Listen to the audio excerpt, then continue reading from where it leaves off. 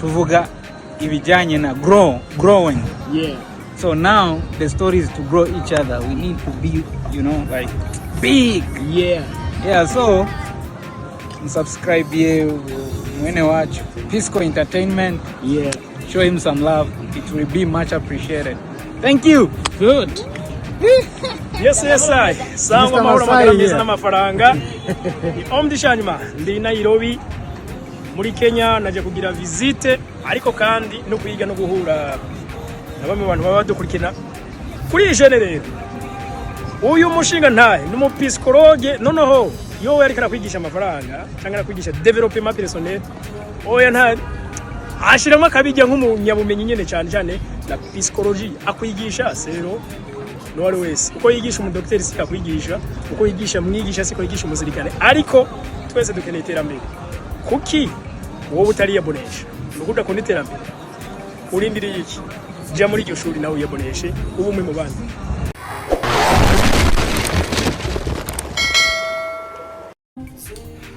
Bonjour, bon après-midi, bonsoir, bivanye naho ushoboye kubonera kino kiganiro. Nkuko vyama psychologue niwe abategurira ibiganiro bica kuri runo rubuga akaba ari nawe anabibashikiriza. Rero uyu munsi nabateguriye ikiganiro novuga ko ari ikiganiro kidasanzwe, ni ikiganiro c'amateka niko twabivuga. Aba bantu murababona? Aba bantu murababona baanye? Nibo nje kubabwira amateka yabo.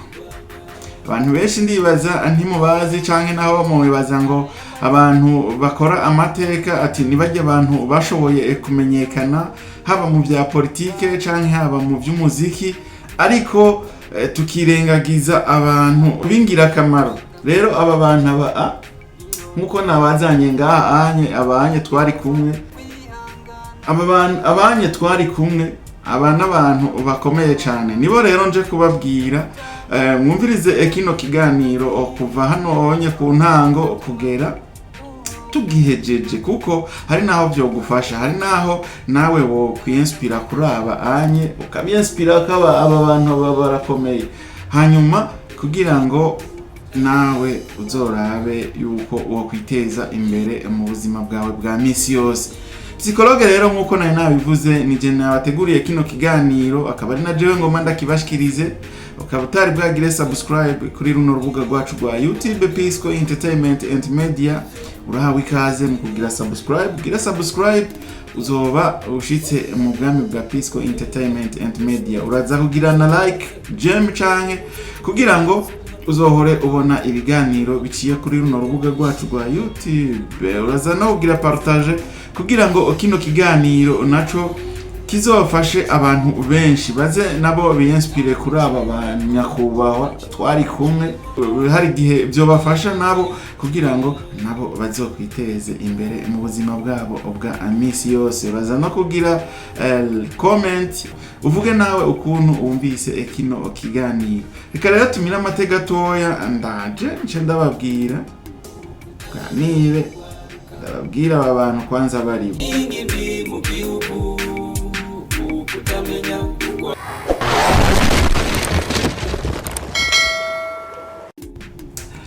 turasubiye kubaramutsa asangwa ikaze mwidonido rya kino kiganiro nkuko naremeje kuvuga aba bantu aba twari kumwe twarashoboye kuyaga byinshi mu mwanya mutoya twamaranye kuko bivanye n'ubuzima umuntu ababayemwo n'umwanya bafise twarabonanye umwanya mutoya ariko turashobora kuganira ndashobora kubaganiriza ndababaza ibyabo. Rero abantu benshi bamuzi umwe muri aba nka Omdishanyema yaje guhindurira ubuzima abantu benshi afise urubuga agwiwe rwitwa Agaciro Media kuri page yiwe ya Facebook ni Agaciro Media no kuri YouTube ni Agaciro Media. Uyu yitwa Omdishanyema akaba ari nawe aserukira ico kinyamakuru Agaciro Media ngira ngo nk'abantu mwarakurikiranye ikiganiro c'abamenyesha makuru n'abaserukiye ibimenyesha makuru byabo hamwe n'umukuru w'igihugu biherutse kuba ngira ngo mwarumvise ivyo yashikirije nitwa Omdishanyema akaba ari nawe aserukira urubuga rwiwe rwa Agaciro Media. Muti uyu homme de changement umuzanye ngaha nkande? Uyu homme de changement afise amateka adasanzwe. Homme de changement ni umuntu amaze gukiza abantu batari bake, n'umuntu w'umunyashaka afise umwete, n'umuntu akoresha urubuga rwiwe rwa YouTube neza, kandi uyu munsi bikaba bimutunze. Rero nkuko avyivugira, yavuze yuko yatanguye urubuga rwa Agaciro Media mu mwaka wa 2023, ngira ngo ruriko rurakwiza imyaka 3 ubwo rubuga arutanguye. Ariko ugiye kuraba aho yatanguriye naho ageze uyu munsi, ucubona yuko ivyo bimutunze, novuga yuko ari umuntu adasanzwe. Rero igitumye ndamuzana hano si ukuvuga ngo ni kubera akoresha ubwo rubuga rwiwe rwa Agaciro Media, oya sico ahanini ikinzanye ahanini. Uyu homme de changement atwatanguye kuganira kuva akera, jewe nari umufana wiwe, narakurikira ibiganiro bica kuri urubuga kuri Agaciro Media, narabikurikira cyane nkumva birashoboye kunyatira, ngira ngo niko bivuga, birashoboye kumpimbara. Numwe mu ba YouTuber bo mu gihugu cy'u Burundi yashoboye kuzunguruka mu makomine y'igihugu cy'u Burundi, mu ntara z'igihugu cy'u Burundi, agenda ararondera abantu bikorera ibyabo, abantu bashoboye kwiteza imbere bakora ibyabo batakoreye abandi. Ndavuga yarashoboye kugendera abarimyi, yaragendeye abandi usanga bikorera utwabo, ugasanga n'aborozi, akagenda akorana ibiganiro n'abantu batandukanye. Ngira ngo abantu musanzwe mukurikira rujya rubuga rwiwe rwa Agaciro Media mwarashoboye kubona canke murashobora kubona ibiganiro agenda akoresha abanyagihugu bashoboye kwiteza imbere. Sivyo gusa, uyu homme de changement ni umwe mu ba influencer, mu bakoresha imbuga ngurukana bumenyi, ashobora guhishurira amabanga abandi bantu bakiri hasi bagikoresha imbuga zikiri hasi nkuko kwiwanje, ashobora kuba aha inguvu abantu bakoresha izi mbuga ngurukana bumenyi, haba Facebook canke haba YouTube, akababwira iyo yahereye nawe akababwira n'ukuntu bashobora kuvyitwaramo. Rero uyu homme de changement yitwa Olivier Ndayisenga, niyo mazina yiwe y'ukuri, mugabo ku kazina k'umwuga ni homme de changement. Abantu benshi ndazi yuko mumuzi nka homme de changement. Uyu homme de changement rero ni umwe yashoboye kwegeranya aba YouTuber bakiri batoya n'abandi baba bifuza gukora ibijanye na YouTube, arabegeranya, arashobora kubigisha, ababwira ati urubuga rwa YouTube rukora agutya, urubuga rwa YouTube rushobora kukubeshaho ugutya na kutya. Rero ico ni ikintu gikomeye cyane kuri homme de changement, ayo n'amateka akomeye, kuko yaravuze yuko yoba amaze nko kwigisha abantu bashika nko kwijana na 50 uyu munsi bakora ibijanye na YouTube kubera we. Kandi arafise n'icizere yuko mu minsi iri imbere bashobora guhindura ubuzima kubera homme de changement. Murumva uyo ni umwe mu bantu bariko barakora cyane kugira ngo tuzoshike kuri iyambona akazoza, kuko abantu benshi bakoresha izi mbuga ngurukana bumenyi na cyane YouTube canke Facebook canke TikTok, amaze kumenya iryo banga aca yihorera, aba agomba kujya ayo mahera wenyene. Ariko homme de changement we yavuze ati no, jewe iwanje suko, ahubwo ngomba yuko umurundi wese yoba abishoboye, yoba atunze telefone iPhone, ko yoshobora kwiteza imbere akoresheje zino mbuga ngurukana bumenyi. Rero ni kuvuga wewe aramaze kubona ikirimo muri zino mbuga ngurukana bumenyi. Ugiye kuraba homme de changement yatanguye ibi bya YouTube ari umwe mugabo uyu munsi afise abakozi akoresha afise umuryango kandi nta kandi kazi akora atari ibino vya zino mbuga ngurukana bumenyi.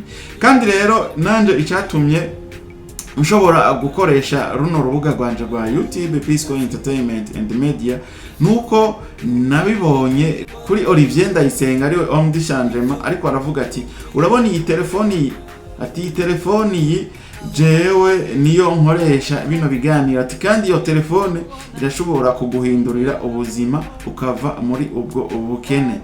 Rero nanje maze kubona ikiganiro yari yakoze ariko arerekana telefone, nanje ndaraba telefone no mfise mbona niyo kuguma ndorera utuntu kuri YouTube, ndorera abantu ndabinjiriza nabo batariko baranyinjiriza, nanje nca ntangura kwiyumvira ukuntu nshobora gukoresha urubuga rwa YouTube. Rero uyu munsi nanje nabitanguye, niko ndahaguruka, niko ndagenda buke ari gihe wazusanga mu minsi iri imbere nanje runo rubuga ndiko ndarubyaza umusaruro.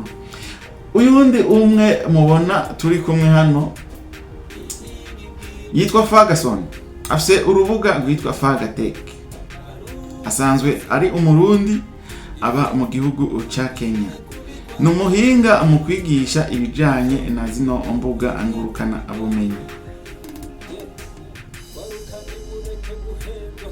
Uyu nawe akaba ari umwe yifuza yuko yohindurira ubuzima abarundi benshi. Nawe numwe yamaze gutahura yuko urubuga rwa YouTube canke Facebook page umuntu yoshobora kuzikorera ko izo mbuga nk'akazi igashobora kuba ko ashobora guhagurutsa abarundi batari bake. Rero abantu mwifuza gukoresha na cyane page ya Facebook, murondere uyunye Ferguson kuri Facebook, yitwa Alexis Nimubona, yigisha ibijanye na monetization, ibijanye n'urubuga rwa YouTube, ariko n'izindi mbuga umwegereye ashobora kwereka. Ariko ahanini kuri urwo rubuga rwiwe uzohasanga ibijanye na monetization.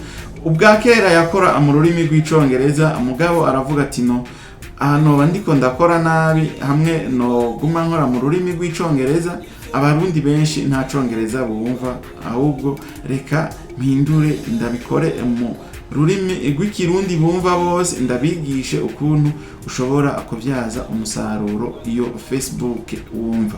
Gatoyaho dusubiye inyuma, uyu homme du changement Olivier Ndayisenga yavuye mu gihugu c'u Burundi aje kurondera ubumenyi ibyimbitse, aje kurondera ubumenyi kuri kubijanye na Facebook.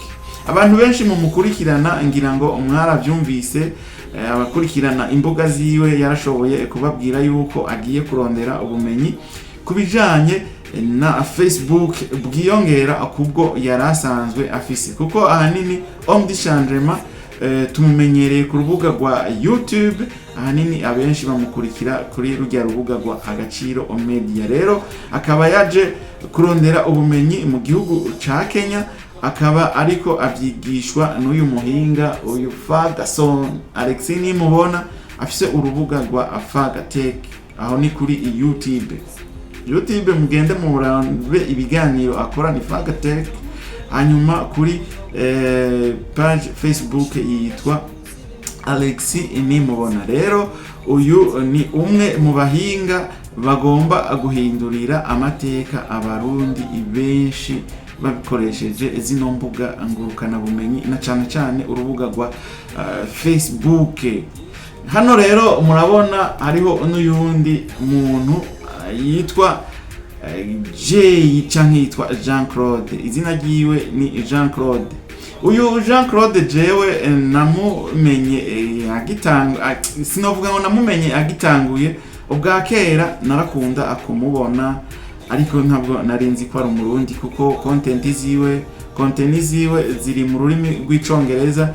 Numwe mu barundi bashobora kuba bamaze kurira indege nyinshi, baba bamaze kubona ibihugu byinshi hano muri Afrika canke haba muri Aziya, atembera kubera urubuga rwiwe rwa YouTube. Urubuga rwiwe rwitwa Go with Jay. Numuvloga akora ibintu vy'ama vlog ariko amaze gutembera ibihugu birenga 200.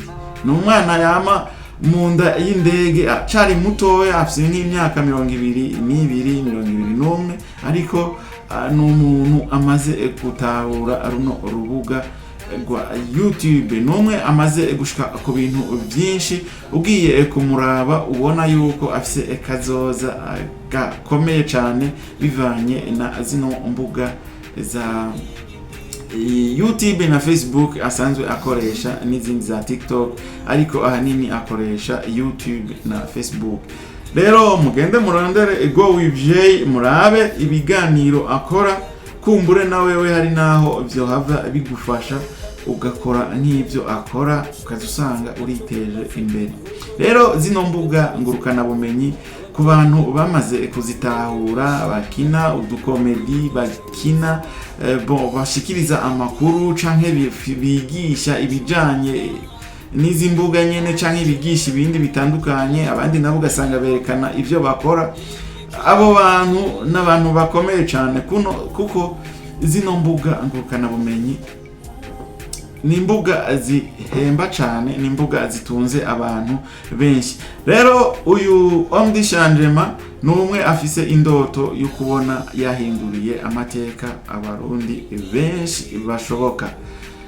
Uyu Ferguson numwe nawe nyene ashobora kuba afise iyo ndoto kugira ngo ashobore guhindurira amateka abarundi benshi bashoboka biciye kuri izino mbuga ngurukana bumenyi.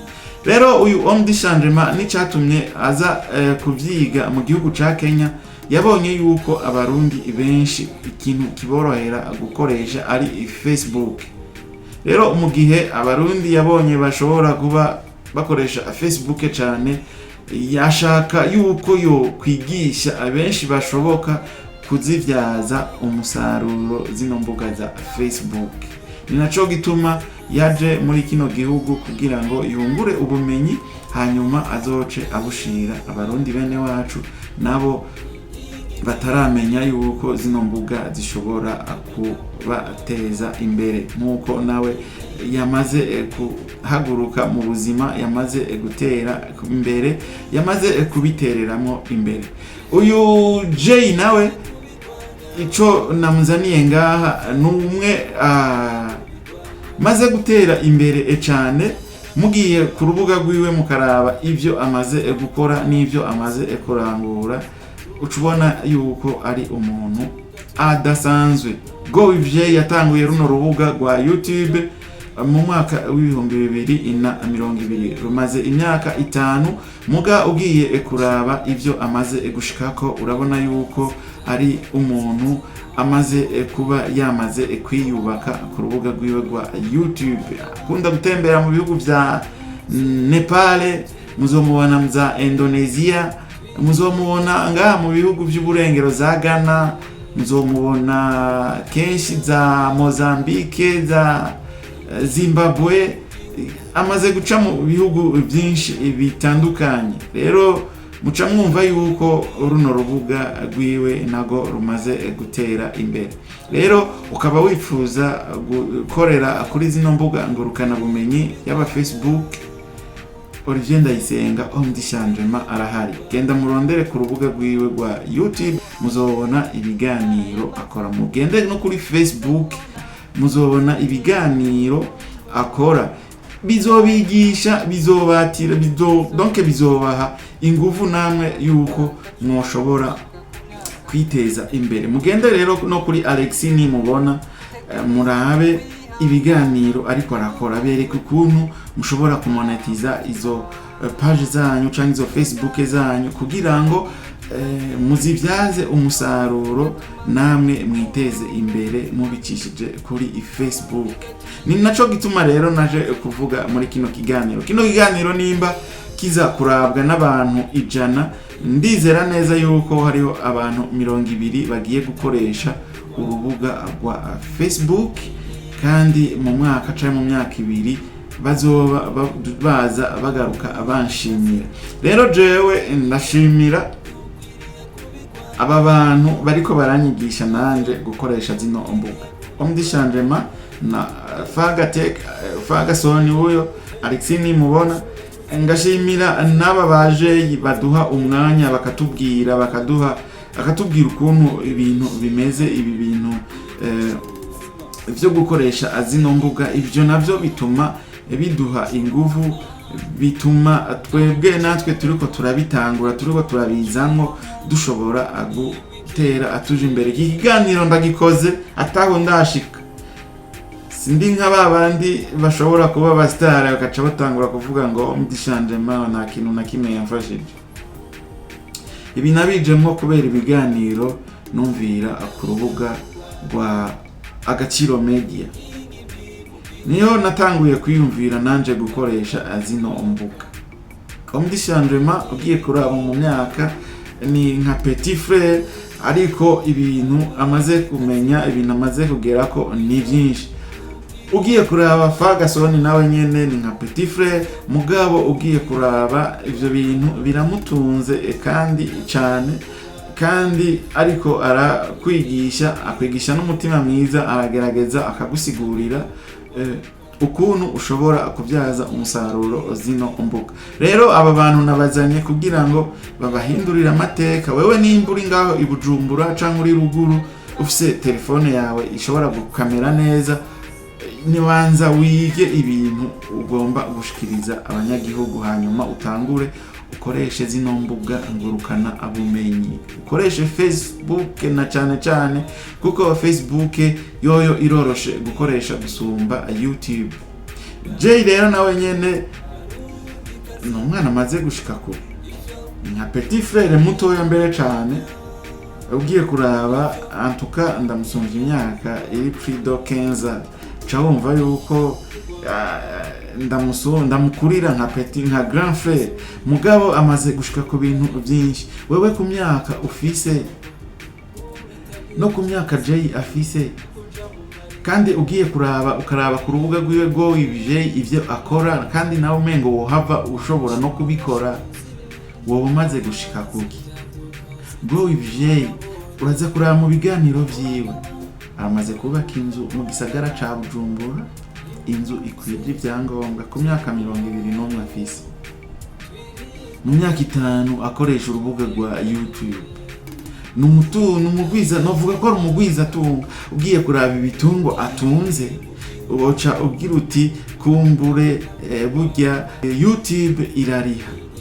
Rero bene wacu kugira dushike kumbona kazoza, mu gihe utoba uraronka ivyo ukora, uvuga ngo jengo ndumupuare ngo nahejeje kaminuza, ugume usobetse amapantaro wibereye ko bamuyomba ngaho onye, ngo uriko wigisha ngo kuri diswara abana bamuyomba bawe canke abana ba tantine bawe, kandi ufise telefone woshobora gukreya ama content akazokuviramo ikintu.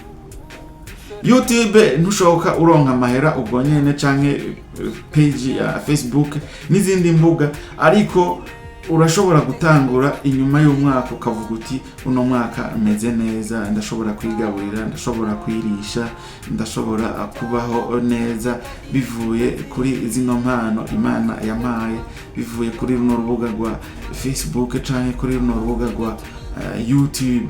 Rero gerageza muze muraraba ivyo abandi bagezeko, murabe ivyo abandi bakora. Ibi biganiro usanga umuntu ashobora nko gutegura canke zino page canke zino mbuga usanga abantu benshi bariko barakorerako, benshi zirabariha, abamaze gutahura zirabariha kandi zirabatunze, zirababeshejeho. Hariho rero n'uyundi muntu ngahanye, ngira ngo mwabonye umudamu ari ngaha yitwa Vestine Ninazo.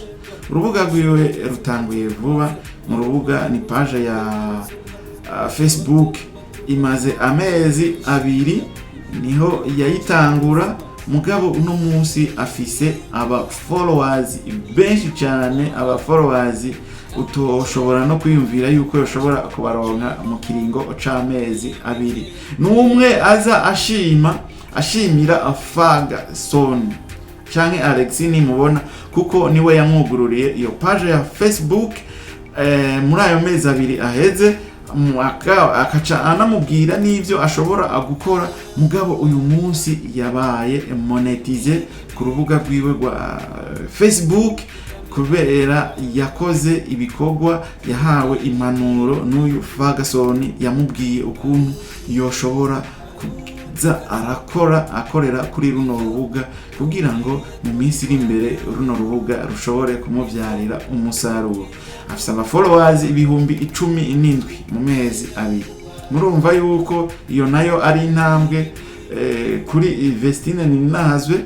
Mugende murabe n'ivyo akora ibintu bisanzwe, mugende munamufollowing, akora ibintu bisanzwe kuri Facebook yiwe ni Vestine Ninahazwe. Muzomubona page yiwe mu mezi abiri igeze ku bihumbi 17 bamukurikirana.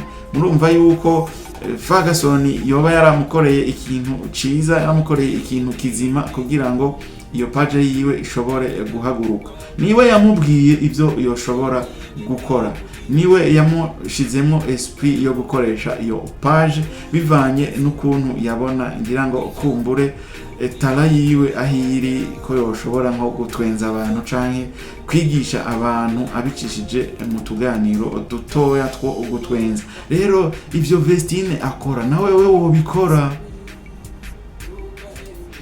Nube waravuye ruguru ngo warahejeje kaminuza aho ntiwosubira kuja kuragira inkari ya ruguru canke uje kurima. Ivyo nivyo bigezweho uno munsi. Koresha Facebook izoguhembe. Uve kwa Muyomba, uve kwa anko nimba atakwigisha ukuntu woronka amahera, nimba yo yaranamugabiye na telefone nziza ya touch wewe yahora akoresha kubera guzindi, iyo yivyaza umusaruro. Ntuzoga umurondera bantu nzenya ngo mugende gutembera, ngo musohoke mugende kuri mu mabeach, ngo abajama mugende kugirane. Oya, basi nawe wobwiye ujanye n'uwo mujama wawe bivyaze umusaruro. Aho harimo content, mugiye kuri Saga, mugiye kuruzi, fata video uyihereze abazungu barakunda utuntu nyene twini wacu. Ubereke imisozi yari iwacu, nimba wibere hari Inanzegwe, ubereke umusozi urakaze witwa Inanzegwe. Ubabwire nimba uri mu Rutovu ugende kuri source du Nil uvuga uti twebwe iyi ni source du Nil, ubahereze izo content. Nimba ushobora kuba uri ahantu barima cyane hari uburimyi, ugende ubafotorere abazungu ubereke, natwebwe utwereke, tuzogufollowinga, tuzoraba ibikorwa byawe, hanyuma gatoyaho uhaguruke, hanyuma ubivyaza umusaruro nkuko nabandi bariko barabivyaza umusaruro. Rero bino vyiza imbuga ngurukana bumenyi, abantu benshi tubuze ubumenyi. Twobikoze, abantu benshi barafise impano yo gukoresha zino mbuga, mugabo tubuze ubumenyi. Rero wewe wumvirije kino kiganiro, ndagusabye yuko utotesha umwanya, utowutesha ubusa. Dukore, duhagurukane. Jewe uno munsi ntanguye mvuga iyo byazananye, nzokwamashimira naho notera imbere nkaba Maya, nzovuga yuko Olivier Ndayisenga ariwe muntu wa mbere yashoboye n'inspire kuri we bivanye n'ibiganiro yakoze n'ukuntu yagiye araha impanuro abamukurikirana.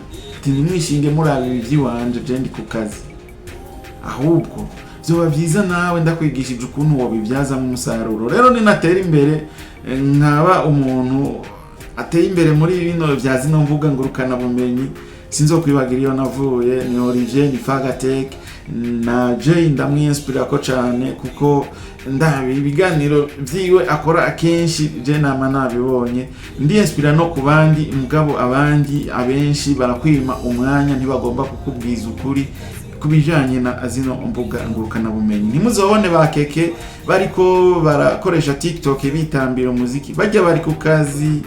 Bikore nawe kujya bikora, hazogera igihe uzogaruka ushima uvuga uti je natanguye numva ibrage, numva ibiganiro ku ma YouTube, numva ibiganiro ku ma Facebook, ndorera abandi, kumbe sinarinzi yuko birimo akantu.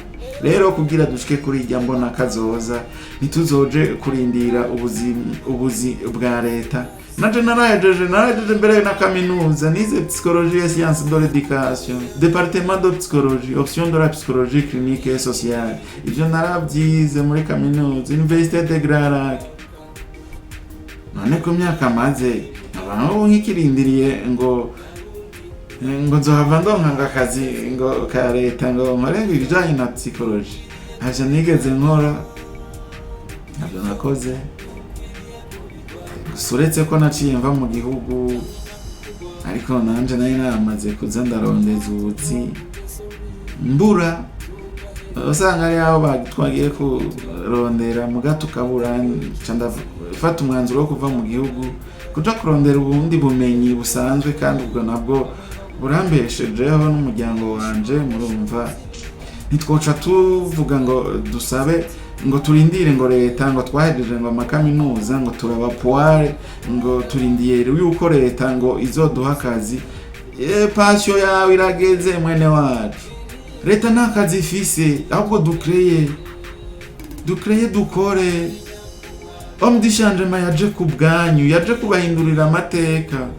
Biraboneka yuko nawe nyene yoba yararondeye abantu bakoresha ibintu by'imbuga ngurukana bumenyi mu gihugu bakamwankira kubimwereka. Rero mu gihe yabitereyemo imbere agomba kuduhindurira amateka, agomba kutwereka yuko bishoboka.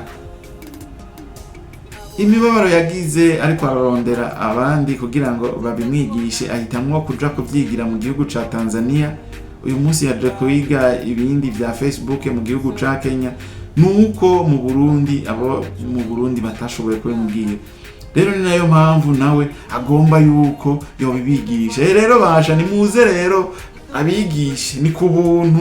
Jewe ku bwanje ndamushimira ku ntambwe maze kugera ko.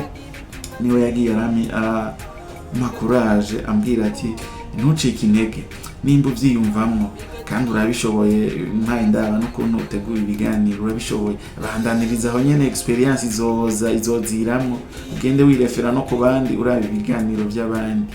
Rero nkuko nabibemereye, vuba ndatangura gukora ibiganiro na cyane ku barundi bari mu gihugu ca Kenya bafise ibyabo babitereyemo imbere. Mwumve ukuntu bahereye hasi, muce mwumva naho bageze uyu munsi, kuko barahari abarundi bashitse no ubuzima bugoye. Mugabo uyu munsi bashima Imana, bavuga bati turashima uko biri hose. Rero muze twige ibijanye na zino mbuga ngurukana bumenyi, hari aho bizodushikana. Nimba tuzoba turiko turavyiga turi abantu 500, ntihazobura 200 bareyisisa. Rero mva abantu 200 niyo bareyisisa, abandi 300 basi nibeshugwa, ariko nabo nyene ntibashobora kweshugwa. Ntiboshobora kweshugwa mu gihe woba ufise iyo mpano, kandi nibisaba n'impano nko kugenda ahantu watembereye ahantu ugafotora imisozi ukacuza ukandika ko ati uno musozi witwa uku, umeze uku nuku, ukabishira kuri Facebook. Abantu bazobiraba ni benshi. Akenshi muzobona abazungu bavuye iwabo bafise amaappareil photo, ashitse ahantu abonye akantu kagafani cyangwa akantu gatangaje aca gafotora. Natwebwe kera tukiri ruguru ariho abazungu bana muci wazusanga turi abana bafufuye, uhuye n'umuzungu wazubona gufotoye kumba agiye kugucisha amahera, agiye kubyaza umusaruro. Sinzi abantu, hariho n'umuzungu yahora akoresha ibintu by'amazi yitwa nzihemba batubwira ngo arajyana. Kubera iki? Tugiye kuvoma asanga wiyambariye nk'igipira kirekire, nta nibutura wambaye, urafufuye, akaca gufotora kumba agiye gushira akora mbuga ngurukana bumenyi, kandi abazomura bazoba bariko baramuhemba. Rero nawe woshobora kubikora mu gihe wowe ufite Android, tubikore tutangure tubikore nko gufyina. Hazogera igihe uzoza usanga turiko turabibyaza umusaruro nk'abandi nkuko babibyarije umusaruro. Ariko ikintu ca mbere coco nukubanza kwiga ukuntu ushobora koresha runo rubuga, kuko so gupfa gutora ifoto yari yo yose ubonye ahantu kuye ku rundi rubuga ngo uce ugenda uyipostinge canke video, aho uzoba uri kurakorera inyuma y'amategeko ya Facebook canke y'amategeko ya YouTube canke izindi mbuga, bazoca baguha ico bita copyright. Rero nanje ndacara umunyeshure, ariko ivyo nzomenya nanje nzovyigisha abandi kugira ngo dutere tuje imbere. Uburundi turashaka guhaguruka, kandi imbona kazoza ntiri muri aba nyakubahwa bariko baradutwara no muzi, ahubwo imbona kazoza iri muri twebwe. Ijya myaka ya 2060 aba bajene bari huno munsi muri 2060 nibo bazoba bafise ibintu, nibo bazoba bariko baratwara igihugu. Rero bariko baradutegurira plan, kandi bariko baraduha esprit yo gukora kugira ngo tuzoshike mu rujya mwaka ari twebwe turiko turakora. Turekane n'abatama ni baduhe plan y'ukuntu twobikora, batworohereze nkuko batwemereye yuko Facebook na YouTube igiye gukorera mu gihugu cy'u Burundi, hoho bizoba byoroshe. Reka rero dutangure tubikore ubu, ico gihe ca eligibility izoshika mu gihugu cy'u Burundi tuzobe twamaze kugirane, tuzobe twamaze gufata umurongo hamwe monetization izoshika mu gihugu cy'u Burundi ucubwira kuhembwa ubwo nyene. Reka rero tube turabikora nk'umwuga umwanya ivyo bitaraba, n'igihe ivyonye byaba bitaraba muzobaza omdishanje mukuntu abigenza, muzobaza Fag Alexi Ferguson, muzomwandikira muzomubaza amwumve, azobashura n'umutima mwiza babwire ukuntu bishobora kugenda. Professeur, mwarimu, abakozi ba leta, mukuru w'igihugu yaravuze ati burya umuboyi aratunze gusumba umukozi wa leta. Jewe nk'umupsikologe sinabitahuye ngo nkakujyanye benshi mwaciye mugenda mubitahura muvuga ngo ngo umukozi wa leta umuboyi ngo atunze gute ngo kandi ari twe tumuhemba. Yes, niwe umuhemba. Nimba uno munsi umuboyi ahembwa 100,000, nawe nimba umukozi wa leta nimba uhembwa 300,000 n'akarorero, ntabyo nzi, sinzi imishahara y'abakozi ba leta. Wewe urakora tonda imisi yose ku kazi, nawe arakora ari muhira. Ukwezi guheze wewe uzoca ufata vya 100,000 ubihereze wa mukozi wawe, uzocugura ratio. Hari naho uzobubaye mu nzu ukose, uzosigarana ngahe? Umuboyi azosigarana ngahe? Ko ajya ku buntu, ajyama ku buntu, kila kitu ari ku buntu, wewe nawe kila kitu ari amahera. Ku kwezi uzosigarana ngahe muri ibyo 300,000? Umuboyi azosigarana 100,000, wewe uzosigarana 100,000. Uziga gusomesha abana, ufise abana, ufise umuryango, wumva umuboyi aratunze gusumba wewe. Rero nimba wewe uri umukozi wa leta, nimba uri umwigisha, kreya dukoreshe zino mbuga ngurukana bumenyi. Niba uri professeur gusa, ntuje kurondera ahantu ngukote urime ibiraya, ibiharage canke ibigori, uzodusanga uzokwigumira uri professeur gusa. Sindiko ndabagaya, mwatwigishije nimwe mwaduhaye ubumenyi, ariko natwe nimba twoba twaratembereye tukabona yuko hariho ikindi kintu coshobora kuguhagurutsa kandi wewe wogishobora, gikore ufadikanye no kwigisha, uzodusanga wateye imbere mu bintu utazi. Rero son excellence avuze ati burya umukozi wo mu nzu arasumbya ubuzima bwiza canke n'umutunzi gusumbya umukozi wa leta. Hajyanye yaragiharuye, umukozi wa leta bayi Bujumbura, nimba uri umukozi wa leta wigisha gusa, ufise abana urabagaburira, kandi nawe umukozi uramugaburira, inzu y'abandi ubayemo urayikose, kwezi guheza urayiriha, bana bariga urabarihira ishure, usigarana ngahega mugenzi. Ngabo wa mukozi wo mu nzu yose yashira ku mufuko, mu kwezi kundi kwezi kohera agifise vya 100,000 ku mufuko. Rero duce mu jisho na cyane abantu bize, murazi yuko abantu bize akenshi abakozi ba leta uzusanga batinya gufata risk nk'abakozi nk'abatize. Abantu batize na cyane nibo uzosanga bateye imbere. Urabe mu karere we ubayemo, umuntu w'umugwiza atunga, umuntu afise amaduka, amabutiki, amakafetaria, ninde afise lisansi, afise maîtrise, arafise doctora, uzosanga afise umwaka wa 3 wa primaire, umwaka wa 4, uzosanga atize. Ngaho nawe uri umumetre, uri docteur, wirira amahera y'ivyo tu. Mugabo ukazusanga nta muduga uragura, nta n'imoto ufise, ariko wa undi yagarukiye mu wa 3 primaire afise moto, afise imodoka, wanashima arafise n'amazu, afise amabutike. Rero mu gihe uba uri umu intellectuel, rero reka dukoreshe na zino mbuga ngurukana bumenyi. Ku mu intellectuel wari wese birashoboka. Mugende murabe ibiganiro omdishanje yagiye arakorana n'abantu benshi, bararima, benshi bakora ibyabo. Nimba umukozi wa leta, saba ingurane, kota ahantu urimo ibiraya, inyuma y'amezi makeya uzobura umurimyi akomeye. Ubutunzi bwa mbere buri mu kurima. Rero nivyo, reka sino bandanya mvuga byinshi. Ahanini kwari gushimira uyu mwene wacu Alexi, umwene wacu Alexi ni mubona Fakatech, ariko arashaka kutwigisha ibijyanye na zino mbuga ngurukana bumenyi. No gushimira omdishangement by'imvamutima, ukuntu yavuye mu gihugu cy'u Burundi aje kwiga ibijyanye na Facebook page kugira ngo abishire mu barundi benshi nabo babibyazemo umusaruro, kugira ngo mu myaka 2 bareke kuguma bategemeye amaboko ku bantu ngo bazobahuzi atabuzi buhari, nabo bige gukora ibyabo. Kuko aya mahera ya zino mbuga ngurukana bumenyi na mahera ya kila mtu, ibyo uzoshirako byose wewe niwe uzorabwa n'abantu bakuyoboka.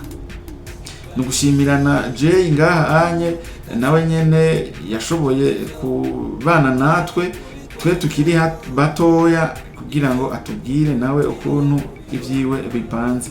Rero muri make reka dushimire na Vestine ukuntu nawe aza ashima ukuntu Ferguson canke Alexini mubona yashoboye kumubwiza ukuri, yashoboye kumukorera ivyonye kugira ngo akoreshe urubuga rwiwe rwa Facebook. Vestine Nininahazo. Reka rero ikiganiro tukigarukirize ngaho. Kabutari bwa subscribe, gira subscribe kugira ngo uzohore ubona ibiganiro bica kuri runo rubuga, udushikikire. Turacashaka ubufasha kuraba ibiganiro bica kuri runo rubuga no kugira subscribe, ibyo no kubipartager, kugira like, ibyo navyo nivyo bituma twebwe natwe twiyumva. Turashaka rero guhaguruka, turashaka gutera imbere muri bino bintu twajemo, muri bino bintu twatanguye byo gukoresha zino mbuga ngurukana bumenyi. Rero omdishangement ubandanye uhindurira amateka abantu benshi. Ndagushimiye ukuntu washitse ino tutari bwabonane, twahora tuvugana kuri Facebook, ukafuza yuko tubonana naho umwanya wabaye muto atabyinshi, ariko ni kwa kundi nyene handi nyene tuzosubira, ko warambwiye yuko ugiye kuza uraza kenshi gashoboka. Umwanya tuzowurondera, tubonane, tuganire, dukorane n'ibiganiro byinshi, ubwire abakurikira runo rubuga rwacu ukuntu bashobora kwibeshaho bakoresheje zino mbuga ngurukana bumenyi. Rero ndashimiye wowe wumvirije kino biganiro kuva mu ntango. Ndashimiye wewe wumvise kandi ugiye gukora ibyo nashoboye kuvuga. Imana iguhezagire. Urabandanya uraba rero bino biganiro biri kuri runo rubuga rwacu. Imana iguhezagire naho gutaha mu kindi kiganiro. Merci beaucoup. Thank you. Naho gutaha mu kindi kiganiro.